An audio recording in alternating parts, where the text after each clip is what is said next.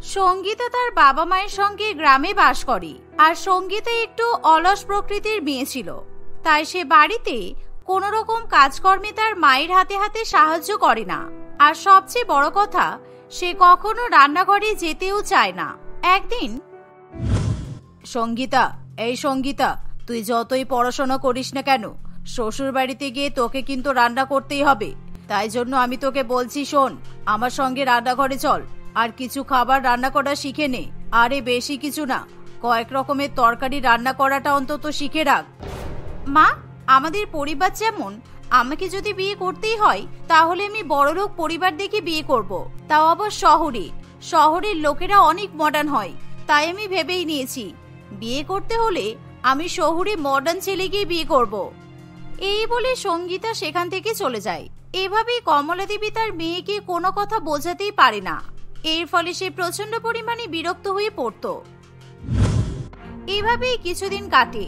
আর একদিন সঙ্গীতার মামি তাদের বাড়িতে এসে বলে, কিরে সঙ্গীতা, কেমন আছিস?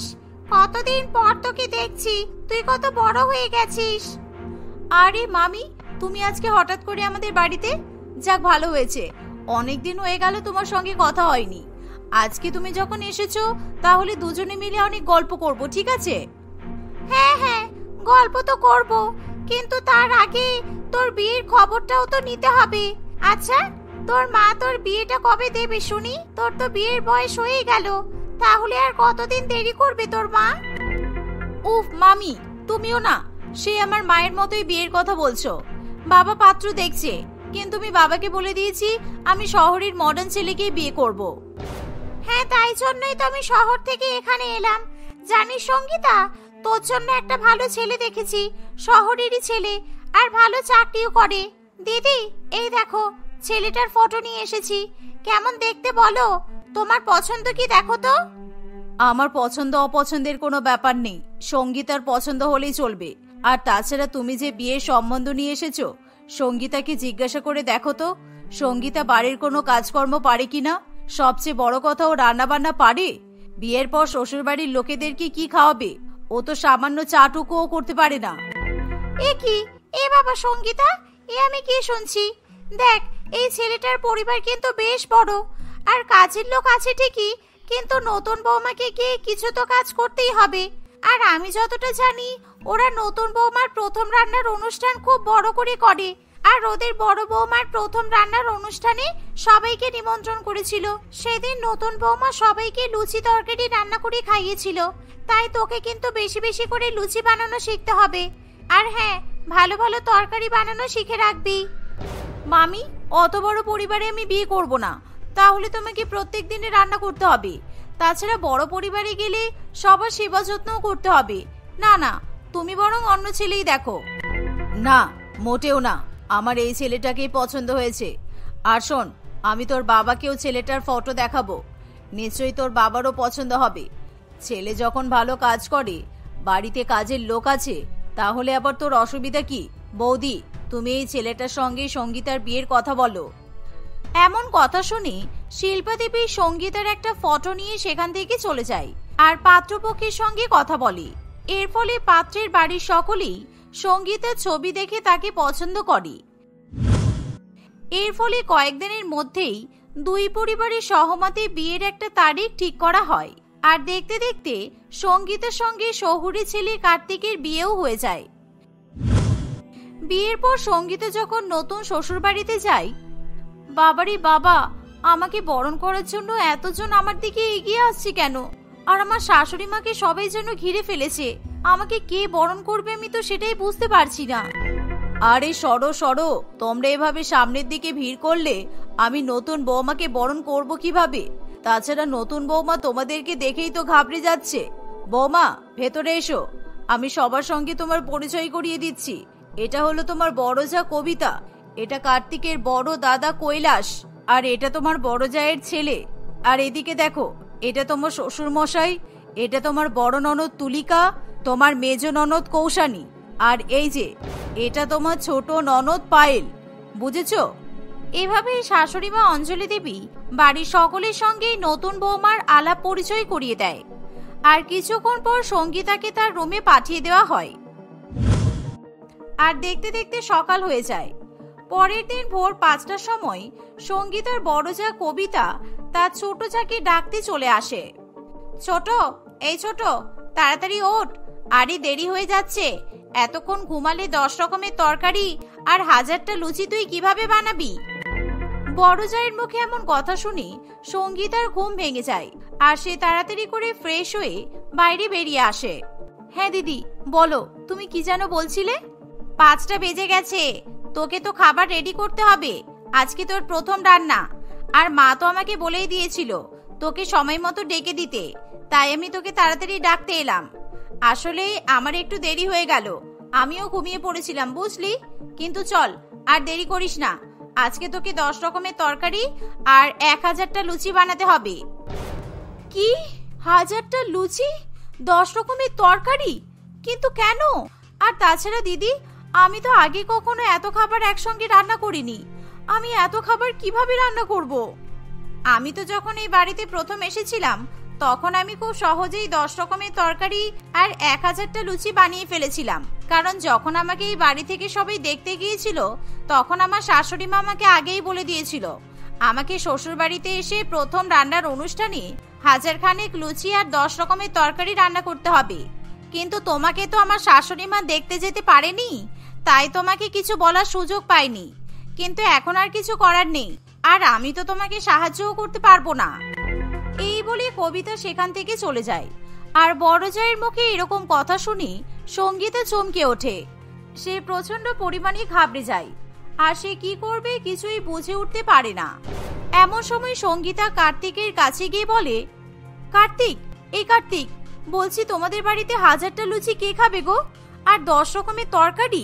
আমি এত রান্না কি করে করব বলো? আমি এত রান্না করব কিভাবে? উফ সঙ্গীতা, দয়া করে আমার ঘুমটা ভাঙিও না, আমাকে একটু পরেই অফিসে যেতে হবে, আমার একটু ঘুমের প্রয়োজন। আর তাছাড়া বৌদিকেও তো এরকম করতে হয়েছিল, আমার মা বৌমাদেরকে এরকম 1000টা লুচি আর 10 রকমের তরকারি বানাতে বলে। আর আমি যতদূর জানি তোমার কাছে তো এটা কোনো ব্যাপার না, কারণ একটা মেয়ে সবই তো পারে, আর মেয়েদের দ্বারা রান্না বান্না তো সম্ভবই। এটা তোমার ভুল ধারণা, সব মেয়েরা রান্না পারলেও আমি পারি না, কারণ আমি তো বিয়ের আগে রান্না ঘরেই যেতাম না। তাহলে আমি এখন কিভাবে 1000টা লুচি আর 10 রকমের তরকারি রান্না করব? আর এভাবে সঙ্গীতা খুবই চিন্তা করতে শুরু করে। এমন সময় সঙ্গীতার শাশুড়ি মাও তাকে ডাকতে চলে আসে। তুমি এতক্ষণ ধরে ঘরে কি করছিলে? তোমাকে 1000টা লুচি বানাতে হবে, তাড়াতাড়ি রান্নাঘরে গিয়ে কাজ শুরু করো, না হলে সময় মতো তুমি 10 রকমের তরকারি বানাতে পারবে না, আর লুচিও তো ভাজা হবে না। তাড়াতাড়ি করে রান্নাঘরে যাও, ময়দা মাখা শুরু করো। বলছি মা, 1000টা লুচি আর 10 রকমের তরকারি কারা খাবে? কারা খাবে মানে? আমি তো এই অনুষ্ঠানটা অনেক বড় করে পালন করি, বড় বৌমার সময়ও আমি এরকমই করেছিলাম। আত্মীয় স্বজনরা আসবে, আমাদের পাড়া প্রতিবেশী আছে, তাই 1000টা লুচি হয়তো কম পড়তে পারে। তুমি কিন্তু এক্সট্রা কিছু লুচিও বানিয়ে রাখবে, কেমন? শাশুড়ি মায়ের মুখে এমন কথা শুনে সে চমকে ওঠে, কিন্তু তবুও সে কোনো কথা বলতে পারে না। সে চুপচাপ রান্নাঘরে চলে যায় আর রান্নাঘরে গিয়ে মনে মনে ভাবতে থাকে, দূর, কেন যে মায়ের কথা শুনে এই পরিবারে বিয়ে করলাম কে জানে। আমি তো ভেবেছিলাম শহরের লোকেরা অনেক মডার্ন হয় আর শহরের লোকেরা অনেক কম খাবার খায়, সবসময় শরীর স্বাস্থ্যের খেয়াল রাখে। কিন্তু আমি জানি না আমার শ্বশুরবাড়ির লোকেরা এরকম কেন। মনে হচ্ছে যেন একেবারে রাক্ষসীর পরিবার। বৌমাকে দিয়ে কেউ আবার এত কিছু রান্না করায়, আমি তো এই প্রথমবার দেখছি। আমি কি করব কিছুই তো বুঝে উঠতে পারছি না। মাকে যদি ফোন করি তাহলে মা আমাকে উল্টে বকবে। একবার বরং মামিকেই ফোন করি, কারণ মামি হলো যত নষ্টের গোড়া। এদের বাড়ি থেকে বিয়ের সম্বন্ধ মামিই তো নিয়ে গিয়েছিল। এই বলে সঙ্গীতা তার মামিকে ফোন করে আর তার মামিকে উল্টো পাল্টা কথা বলতে শুরু করে। মামি, তুমি কি আর অন্য কোনো ছেলে খুঁজে পেলে না? এই ছেলেটাকেই তোমার পছন্দ হলো? এখন আমাকে 1000টা লুচি বানাতে হবে আর 10 রকমের তরকারি। এখন আমি এত খাবার কি করে রান্না করব? আমি তো বাড়িতে কখনোই রান্না বান্না করতাম না। সঙ্গীতা, আমি তো তোকে বললাম ওরা নতুন বৌমার প্রথম রান্নার অনুষ্ঠান অনেক বড় করেই করে। আর তাছাড়া আজকে তো আমাদেরও নিমন্ত্রণ আছে, আমিও তোর হাতে রান্না খেতে যাচ্ছি। তাই তুই তাড়াতাড়ি রান্নাটা করে ফেল, 10 রকমের তরকারি আর 1000টা লুচি। এখন আমি এত রান্না কিভাবে করব? তুমি আমাকে একটু সাহায্য করো না, আমি এত লুচি বানাবো কিভাবে? আর 10 রকমের তরকারি হিসেবে কি কি রান্না করব সেটাও তো বুঝতে পারছি না। এগুলো আবার আমাকে বলে দিতে হবে? আরে রান্নাঘরে কি কি আছে সেটা দেখ। আমার মনে হচ্ছে তোর শাশুড়ি মা সবই রেডি রেখেছে। কি কি তরকারি হবে নিশ্চয়ই সেই অনুযায়ী বাজার করেছে। নতুন বৌমা কি কি রান্না করবে সেই অনুযায়ী নিশ্চয়ই তোর শাশুড়ি মা বাজার করেছে। চিকেন, মটন, ডিম সবই তো রান্না করতে হবে। ও হ্যাঁ হ্যাঁ, দেখতে পেয়েছি, কিন্তু এত সব? আচ্ছা ঠিক আছে, আমি তোমার সঙ্গে পরে কথা বলছি। এই বলে সঙ্গীতা ফোন রেখে দেয়। আর এমন সময় হঠাৎ করে সেখানে সঙ্গীতার শাশুড়ি মা অঞ্জলি দেবীও চলে আসে। বৌমা, আমি রান্নাঘরে সবকিছু রেডি করে রেখেছি। দেখো, অনেক ময়দা কিনে রাখা আছে। তোমার যতটা ময়দার দরকার ততটা নেবে। আসলে কি জানো তো, আমরা একটা রাঁধুনিকে ডেকেছিলাম, কিন্তু রাঁধুনি আজকে আসতে পারবে না। তাছাড়া বড় বৌমা বলল প্রথম রান্নার দিনে ওকেও কোনো রকম ভাবে কেউ সাহায্য করেনি, তাই বাড়িতে যাতে রাঁধুনি না ডাকা হয়। আচ্ছা ছাড়ো এসব কথা। এই দেখো, এখানে চিকেন, মটন, মাছ আছে, ডিম আছে। কি কি রান্না করতে হবে আমি তোমাকে বলে দিচ্ছি। চিকেন কষা, চিলি চিকেন, চিকেন কোপ্তা, ইলিশ মাছ ভাপা, ডিমের কারি, আলু পটল, পনির, ঢেঁড়স আলু সয়াবিন আর চিংড়ি মাছের মালাইকারি। ঠিক আছে, এবার তাড়াতাড়ি রান্না করে ফেলো তরকারিগুলো। এই বলে অঞ্জলি দেবী সেখান থেকে চলে যায়। আর এত সব তরকারির নাম শুনে সঙ্গীতার মাথা ঘুরতে থাকে, কিন্তু কিভাবে তরকারিগুলো রান্না করতে হবে বুঝতে না পেরে সঙ্গীতা নিজের ফোন নিয়ে অনলাইনে রেসিপি দেখতে শুরু করে। এমনকি সে লুচিও গোল করে বেলতে পারে না, তাই সে একটা বড় গ্লাস নিয়ে সেই গ্লাসের সাহায্যে লুচিগুলো গোল গোল করার চেষ্টা করে। এভাবে প্রায় ঘন্টাখানেক কেটে যায়। আর দেখতে দেখতে আত্মীয় স্বজনরাও চলে আসে, কিন্তু নতুন বৌমার রান্না তখনও হয় না। তাই অঞ্জলি দেবী তার বড় বৌমাকে বলে, বড় বৌমা, তুমি একবার রান্নাঘরে গিয়ে দেখে এসো তো, নতুন বৌমা কি করছে। এখনো রান্না হলো না কেন? সব আত্মীয় স্বজনরা চলে এসেছে, এতক্ষণ খাবারের জন্য অপেক্ষা করলে লোকজন তো রেগে যাবে। এই বলে কবিতা রান্নাঘরে যায়। আর সে দেখে যে নতুন বৌমা এখনো পর্যন্ত লুচি বানাচ্ছে। কিরে ছোট, এখনো তোর লুচি বানানো হলো না? আমি তো ভেবেছিলাম এতক্ষণে তোর রান্না বান্না কমপ্লিট হয়ে গেছে। ওদিকে আত্মীয় স্বজনরা চলে এসেছে, আর মা কিন্তু ভীষণ রাগারাগি করছে। দিদি, আমি তো এর আগে এত খাবার কখনোই রান্না করিনি, তাই আমার দেরি হচ্ছে। তাছাড়া আমি গোল গোল লুচিও বেলতে পারছি না। যেমন হোক করে এই 700টা লুচি আমি বানাতে পেরেছি। এখন কি এগুলো দিয়েই কাজ চালাবো? না না, খবরদার না। তুই কি ভাবছিস 700টা লুচি দিয়ে কাজ চলে যাবে? শোন, এটা যদি শাশুড়ি মা জানতে পারে যে তুই 700 খানা লুচি বানিয়েছিস, তাহলে কিন্তু মা ভীষণ রেগে যাবে। কারণ তোকে 1000টা লুচি বানানোর কথা বলা হয়েছে। তাড়াতাড়ি বাকি 300 খানা লুচি বানিয়ে ফেল। ততক্ষণে আমি এই লুচিগুলো নিয়ে আত্মীয় স্বজনকে পরিবেশন করছি। এই বলে কবিতা সেই খাবার নিয়ে আত্মীয় স্বজনদের খাওয়ানো শুরু করে দেয়। আর দেখতে দেখতে কিছুক্ষণের মধ্যেই 700 লুচি শেষ হয়ে যায়। এর ফলে কবিতা আবার রান্নাঘরে এসে বলে, এই ছোট, তাড়াতাড়ি আরো লুচি বানিয়ে দে। তুই 700 খানা লুচি করে হাঁপিয়ে গেছিস নাকি? তোকে তো এখনো অনেক লুচি বানাতে হবে, তাড়াতাড়ি কর। এবার মনে হচ্ছে আরো লুচি বানালে আমার হাত দুটো খসে পড়ে যাবে। আমার হাতে ভীষণ যন্ত্রণা করছে, তুমি একটু হেল্প করো না দিদি। না রে, আমি কোনোভাবেই তোকে হেল্প করতে পারবো না। আমি যদি তোকে হেল্প করতে পারতাম তাহলে আগেই তো করে দিতাম, কিন্তু এখন তো তোকেই সব করতে হবে।